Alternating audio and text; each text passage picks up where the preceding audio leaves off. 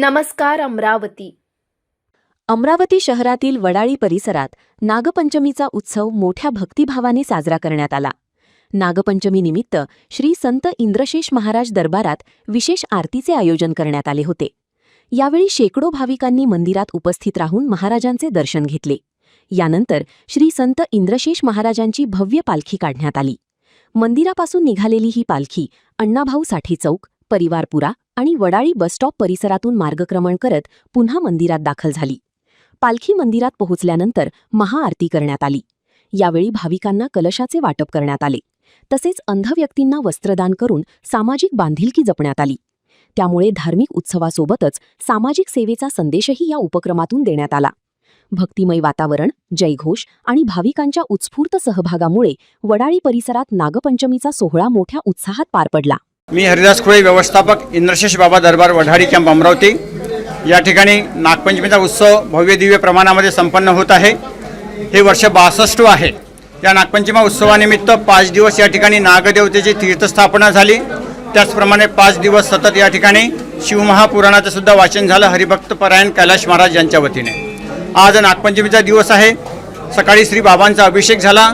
या ठिकाणी भव्य दिव्य अशी शेषनारायण भगवानाची मूर्ती आहे 10 फुटाची. आणि सकाळी अभिषेक झाल्यानंतर आता दिंडी आणि पालखी सोहळ्याला सुरुवात झालेली आहे.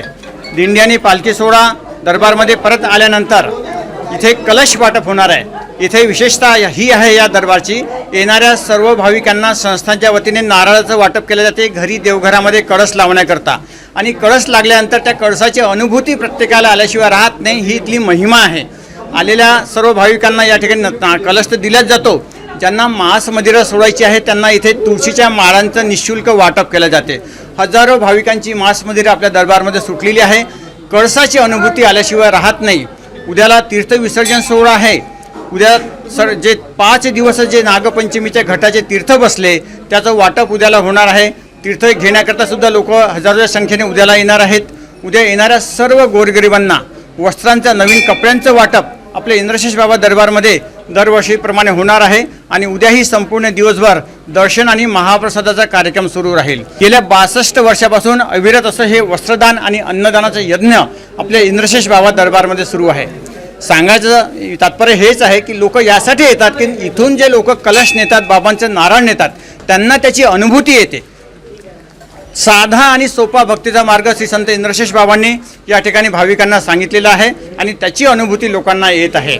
उद्याचं वस्त्रदानाचा सोहळा भव्यदिव्य असा होणार आहे. उद्यासुद्धा दिवसभर अन्नदान होणार आहे. इंद्रशेष बाबा दरबारच्या वतीने संपूर्ण अमरावतीवासियांना तसेच संपूर्ण भाविकांना विनंती राहील की आपण इंद्रशेष बाबा दरबारमध्ये नागपंचमीचा हा उत्सव दर्शन आणि महाप्रसादाचा लाभ घेण्याकरता अवश्य यावे. आणि येथील श्री बाबांच्या समाधीवरील नारळ आपण घेऊन त्याचा घरी कलश स्थापन करावा. त्या कळसाची आपल्याला अनुभूती आल्याशिवाय राहणार नाही. ही आपल्याला सर्वांना इंद्रशेष बाबा दरबारतर्फे नम्र विनंती.